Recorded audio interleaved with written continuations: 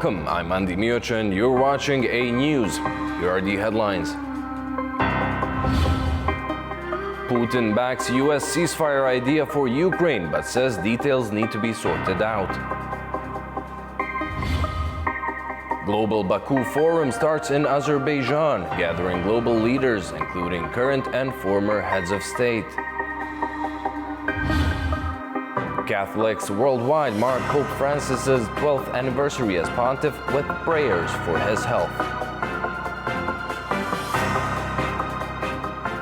Thank you for tuning in. Russian President Vladimir Putin said he agrees with the proposal for a ceasefire with Ukraine, but that it should lead to an enduring peace. Speaking following a meeting with his Belarusian colleague in Moscow, Putin said that the peace deal should remove underlying causes of the crisis.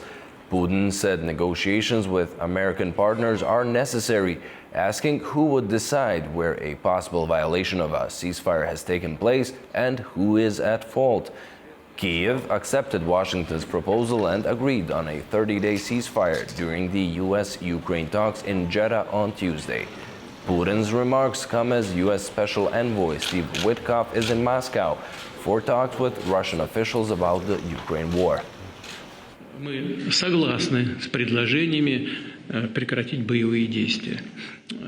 We agree with the proposals to stop the military actions, but our position is that the cessation should be such that it would lead to long-term peace and eliminate the initial causes of this crisis. Первоначальные причины этого кризиса. Сама по себе идея правильная, и мы, безусловно, ее поддерживаем. The idea itself is good, and we certainly support it. But there are issues that we must discuss. And I think that we need to talk to our American colleagues and partners about this. Maybe call President Trump and discuss this together. Putin's statement is promising but not complete, U.S. President Donald Trump said, adding he hopes that Russia will do the right thing. Trump spoke while meeting NATO Secretary General Mark Rutte in the White House. He added that he is willing to talk to the Russian president to secure a ceasefire. You originated the fact that in Europe we are now spending, when you take it to aggregate, and you have a huge defensive. At this moment, we have people talking in Russia. We have representatives over there, Steve Witkoff and others, and they're in very serious discussions. As you know, Ukraine has agreed, subject to this, what's happening today, to a complete ceasefire, and we hope Russia will do the same. A day earlier, Putin visited Russia's Kursk region as Moscow claimed to have reclaimed territory lost during Ukraine's surprise incursion last summer. While Russia calls it a victory, Ukraine insists its maneuvers are strategic. Russian President Vladimir Putin's visit to Kursk was not just a routine stop. It was a calculated political and military statement, analyst says. Dressed in camouflage military fatigues, a rare image for the Russian leader, Putin's presence was designed to reinforce confidence in Moscow's war effort. The timing of his visit coincides with Russia's latest offensive push, which has reportedly reclaimed 24 settlements from Ukrainian forces. While Ukraine's incursion into Kursk last August was a significant embarrassment for Moscow, marking the first major Ukrainian presence on Russian soil since World War II, Putin's visit suggests that the Kremlin is now reclaiming the initiative. While Russian officials have presented Ukraine's retreat from Kursk as a military victory, Kyiv has offered a different perspective. Commander-in-Chief of the Armed Forces of Ukraine, Oleksandr Syrsky, stated that his forces are maneuvering to more favorable positions rather than being overwhelmed by Russian attacks. Ukrainian forces initially seized Sudzha, the largest settlement captured in their Kursk incursion, as part of a broader strategy to stretch Russian supply lines and force the Kremlin into diverting resources from other fronts. However, as Russia intensified its counter-offensive, Ukrainian troops began to consolidate in areas where they had stronger defensive advantages. President Volodymyr Zelensky emphasized that Ukraine is prioritizing its soldiers' lives.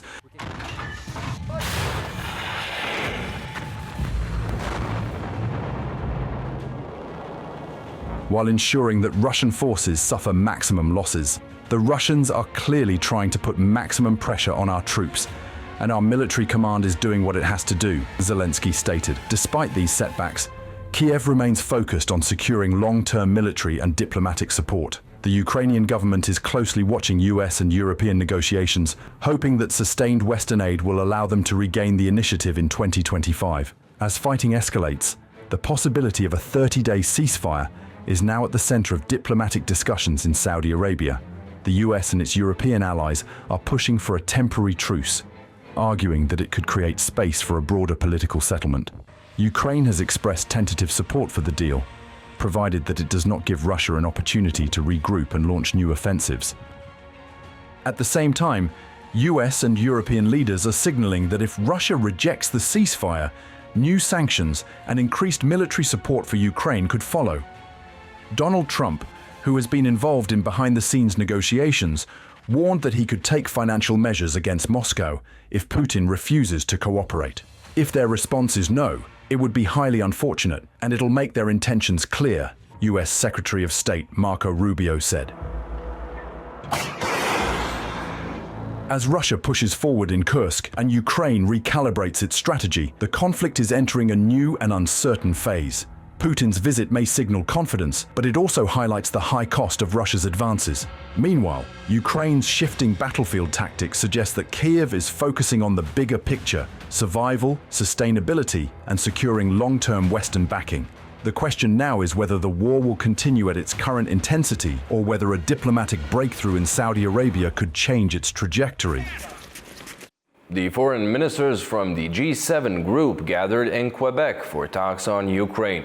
Opening the formal session of the meeting, Canada's Foreign Minister Mélanie Joly said that all of them want to see a just and lasting peace in Ukraine, adding she hoped to find ways in which the group can continue to support Kiev. U.S. Secretary of State Marco Rubio had earlier cautioned that Washington does not want the G7 to use antagonistic language towards Russia that could harm efforts to bring Moscow and Kiev to the negotiating table. Armenia is making moves to strengthen its military, ramping up arms purchases from India and France. A new report by the Stockholm International Peace Research Institute highlights India's growing role in global arms trade, with Armenia among its top buyers. Armenia has significantly ramped up its military procurement, spending billions on advanced weaponry from India and France. According to a new report by the Stockholm International Peace Research Institute, SIPRI, India's share of global arms imports fell to 8.3% in 2020-24, yet it remains a key player in the global arms trade. At the same time, India has strengthened its defense exports, with the top three buyers in 2023 to 2024 being the United States, France, and Armenia. In the fall of last year, reports emerged that India had begun delivering its first batch of Akash surface-to-air missile systems to Armenia. According to the New Indian Express, citing Bharat Electronics Limited, Armenia became the first foreign country to purchase the Akash missile system. The deal, signed in 2022, includes 15 Akash missile systems, valued at approximately $710 million. The Akash system is designed to target fighter jets, cruise missiles, air-to-ground missiles, drones, and other aerial threats within a range of up to 25 kilometers. Meanwhile, France has also stepped up arms deliveries to Armenia, supplying Caesar 155mm self-propelled artillery systems, anti-tank missile systems, and air-to-air missiles. Armenia's military has received dozens of R-511 and R-530 missiles, 30 Erix anti-tank missiles, German-made DM-32 grenade launchers, and Panzerfaust 3 anti-tank systems. Additionally, Armenia has acquired 500 French-made Apilus rocket launchers and 50 US-made BGM-71 Tau anti-tank missile systems. These large-scale arms acquisitions reflect Armenia's efforts to modernize its military amid ongoing regional security challenges.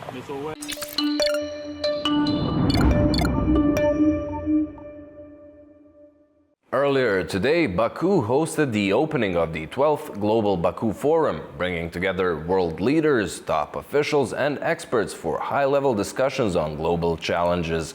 The event kicked off with a keynote address by Azerbaijan's President Ilham Aliyev, setting the stage for days of debate and dialogue.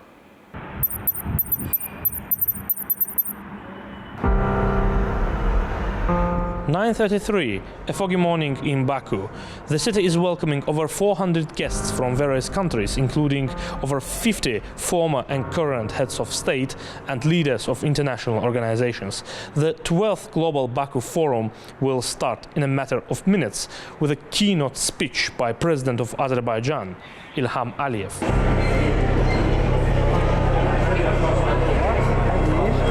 Rethinking world order, turning challenges into opportunities.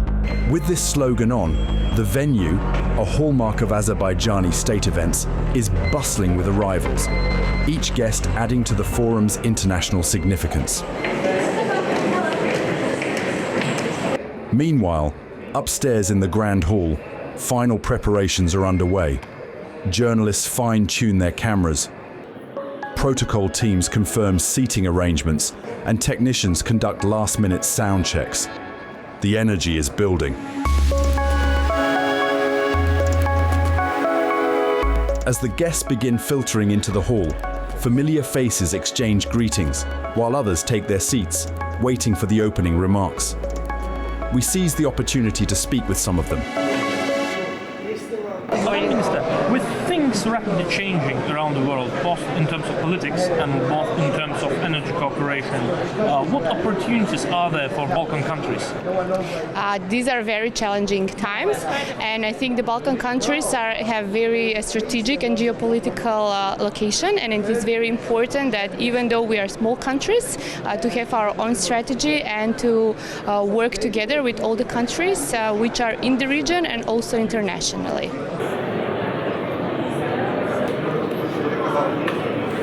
Ja smatram da su ove geopolitičke promjene izazov za svijet u cjelini. Za Europu, rekao bih posebno, a samim tim i za najmanje razvijeni dio Europe kakav je Zapadni Balkan. Na Zapadnom Balkanu još uvijek nemamo konsolidovanu stabilnost i nemamo jasno definisanu perspektivu. Velikodržavni nacionalizmi koji su doveli do rata na Zapadnom Balkanu 90. godina prošlog vijeka su opet oživjeli i prijete stabilnosti i demokratskom životu u našem regionu. Currently, we will find some new ways how to go forward, and this is the best actually.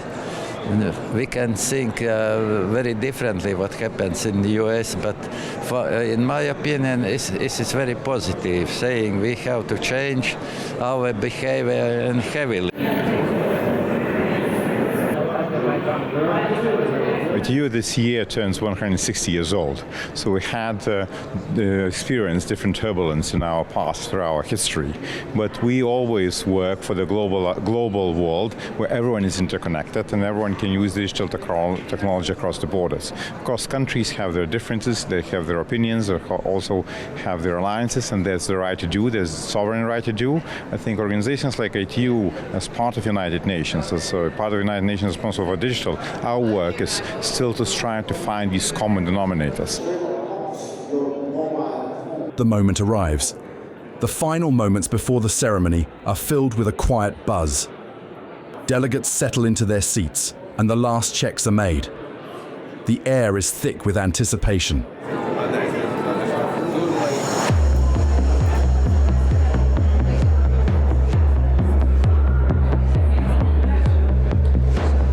Gulistan, meaning garden, is a symbol of elegance and tradition. As Azerbaijan's premier venue for state events, the Gulistan Hall welcomes distinguished guests of the opening ceremony who are making their way into the hall to deliver their addresses. As the doors close, all eyes turn towards the front of the room. President Ilham Aliyev takes his seat and moments later addresses the gathering. His speech sets the tone for the discussions ahead. For 4 years, we're chairing a non-aligned movement, the institution of 120 countries, and actively supported member states in different situations, including during the COVID time, providing humanitarian and financial assistance to more than 80 countries during COVID. At the same time, with active communications with European actors, we've seen our role as kind of a bridge builder between global South and global North. And I think we achieved the success because it was not easy to agree on many substantial issues during COP29. And one of the milestones, one of the achievements was consensus on Article 6 of Paris Agreement, which was a stumbling block for more than 10 years. Following the President's address, other distinguished guests share their perspectives, reinforcing the forum's role as a platform for global dialogue. The President of North Macedonia, Gordana Siljanovska-Davkova, has raised concerns about the future of multilateralism, stating that the United Nations is becoming increasingly polarized and struggling to deliver effective outcomes. She noted that the consensus that once underpinned international cooperation is now in question. According to her, the global security system is weakening and political divisions are deepening. As the world undergoes significant transition in 2025, she posed a critical question. Can nations still work together to overcome crises? Or is the international order at risk of further fragmentation?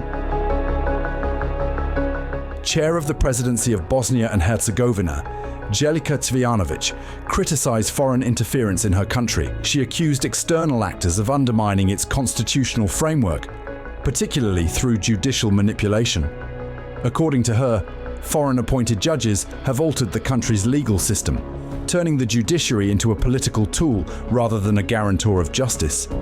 Cvijanović also singled out international representatives, such as Christian Schmidt, for imposing decisions that disregard the Dayton Agreement and the nation's sovereignty.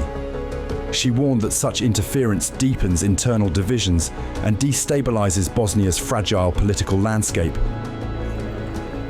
With the opening remarks concluded, the 12th Global Baku Forum is officially underway, promising days of in-depth discussions, high-level exchanges, and strategic dialogue on the world's most pressing issues. As global transaction-based approaches gain traction, the changing role of the European Union is becoming increasingly significant. On the sidelines of the Global Baku Forum, former European Council President Charles Michel shared his insights in an exclusive interview with A News on EU's economic, security, and strategic partnership views.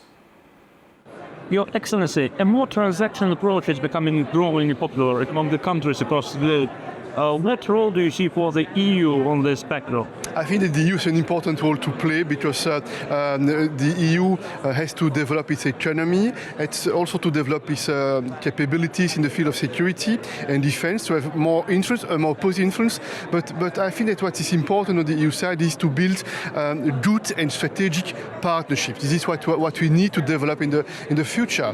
And when I was in charge as President of the European Council, I tried to do my best to connect the European Union on other parts of the world. I've also the impression that in the future, regional organizations will have a more prominent role to play. Because on the one hand, those regional organizations, they can help for more convergence, also help to play a more active role to prevent conflicts and to solve conflicts and to provide solutions. On the one hand, they can also help in the field of prosperity, economic development, shared investments. And I think in the future, for a more efficient multilateralism, for the benefit of a multipolar world, we need more effective regional organizations. Still at the Global Baku Forum, former Georgian President Giorgi Margvelashvili shared his insights on the shifting balance of power in the South Caucasus and what to expect in the coming months. Your Excellency, with the global situation becoming more and more complicated, what is at stake for the South Caucasus? Well, first of all, let me just state that we are once again in Baku. We are excited to be here. Once again, this is one of the most well-organized and managed forums. And I guess your question is something that we would be more educated to answer in a couple of days, because exactly those issues are something that we are going to decide and talk and elaborate about in the days to come.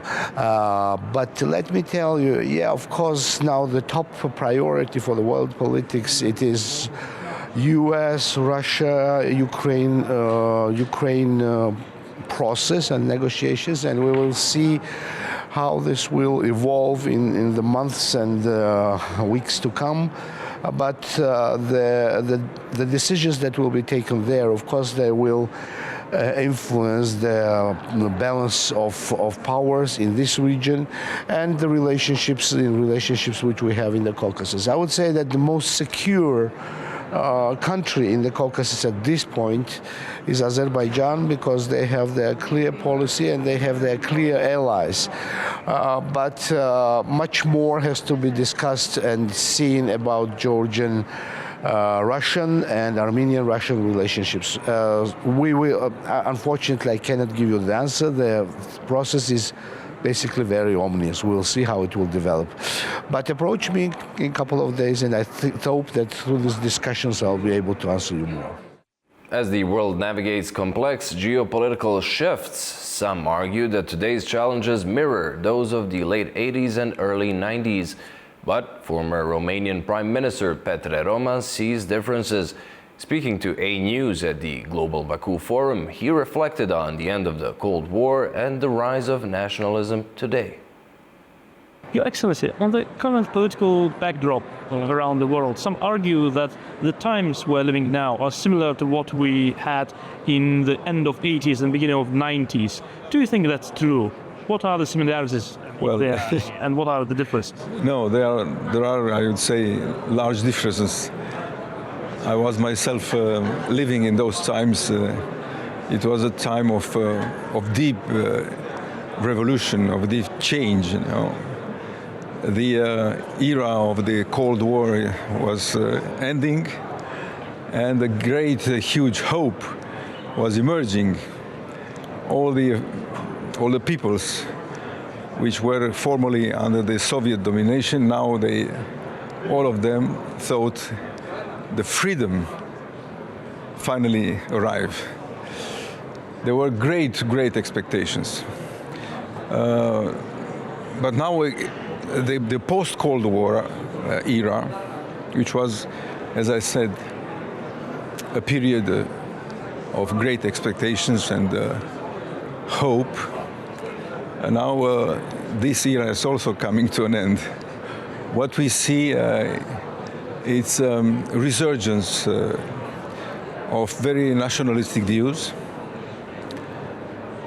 because the feeling that even I would say the global politics leaning towards let's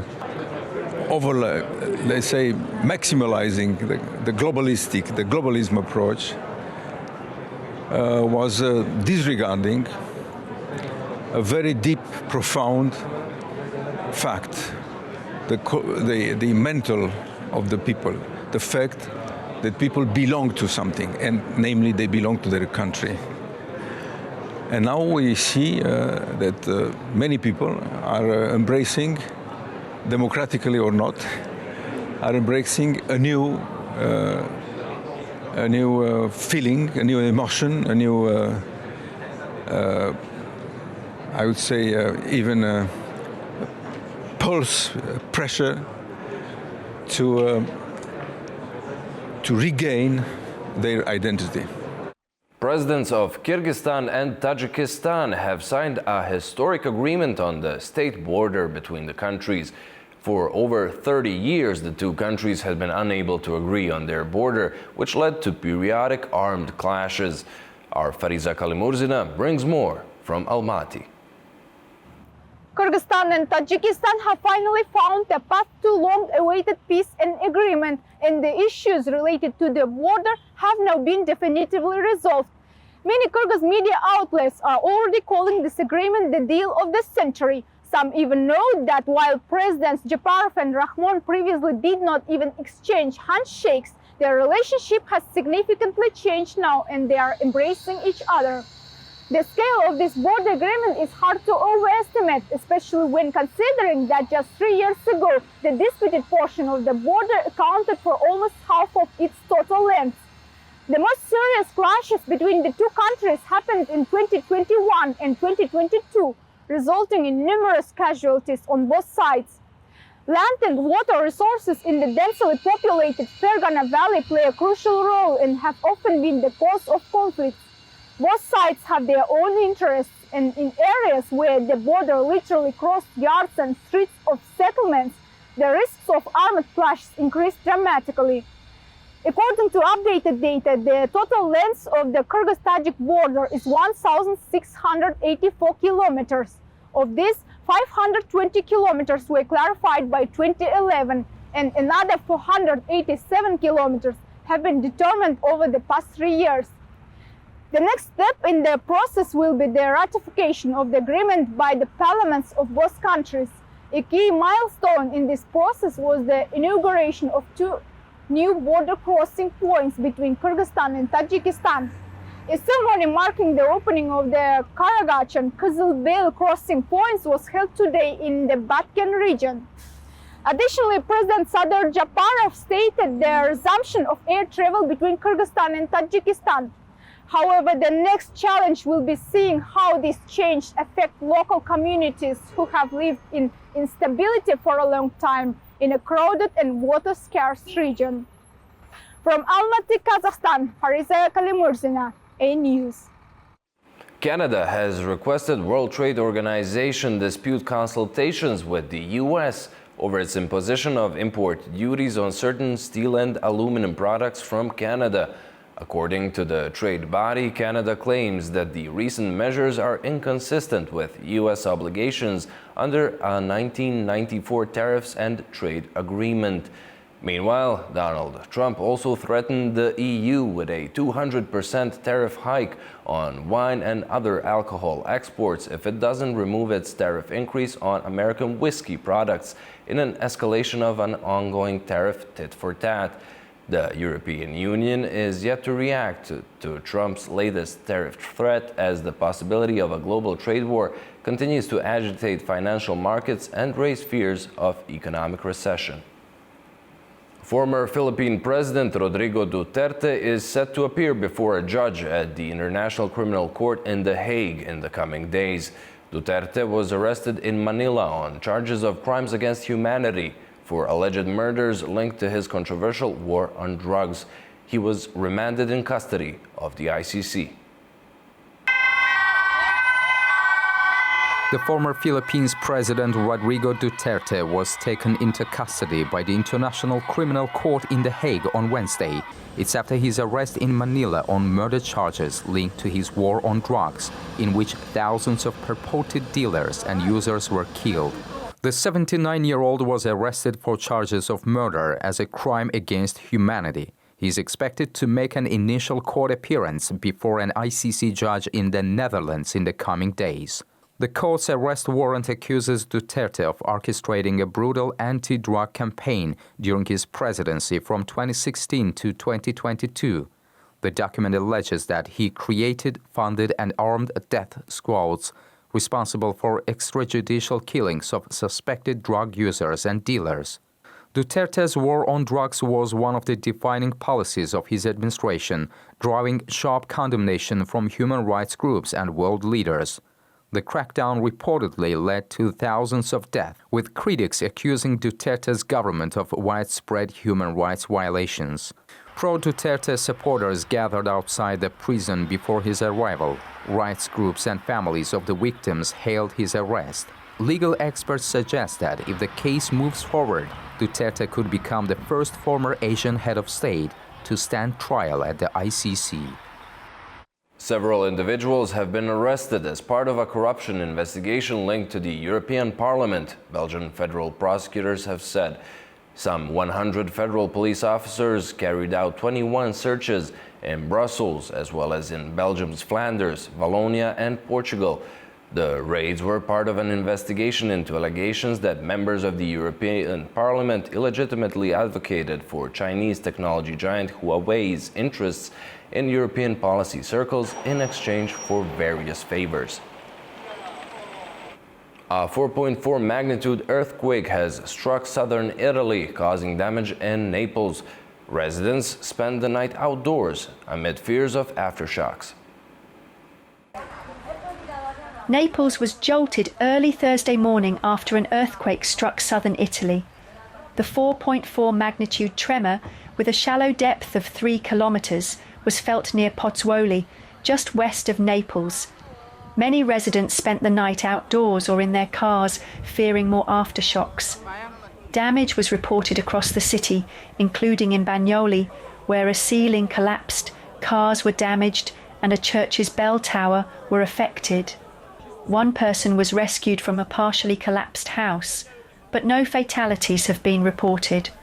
Minor aftershocks followed, heightening concerns. I was sleeping and suddenly I heard a terrible bang. I had never heard one so loud. It was a very bad moment. Then, of course, when I got up, I turned on the lights and saw that my house is full of cracks. There are cracks everywhere. It was very strong, very impressive.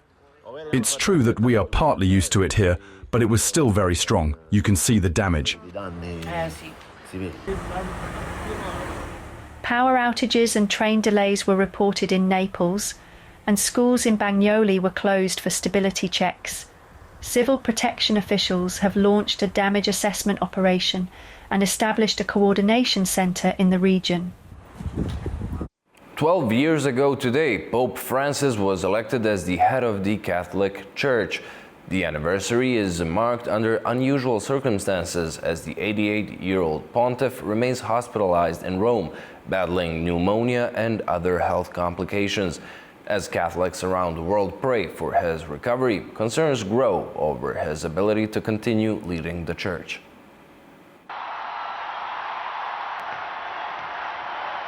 Catholics worldwide are marking Pope Francis's 12th anniversary as pontiff with prayers for his health. The Pope was elected on March 13, 2013, following 5 ballots in a papal conclave.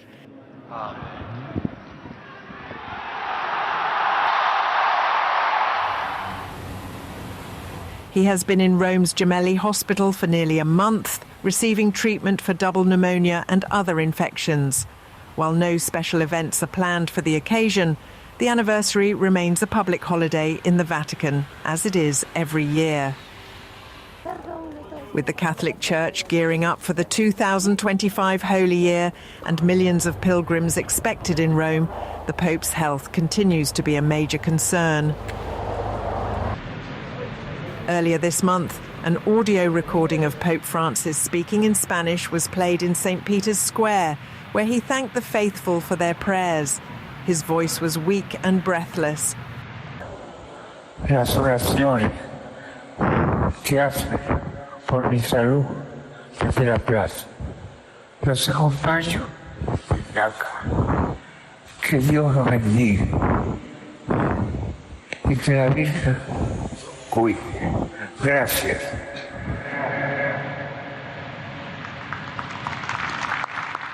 Experts warn that his chronic conditions could slow him down, potentially reshaping the remainder of his pontificate.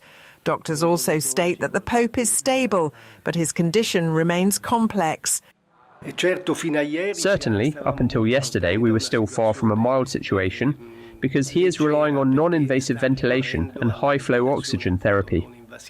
These are rather extraordinary oxygen treatments. They are essentially the antechamber to intensive care.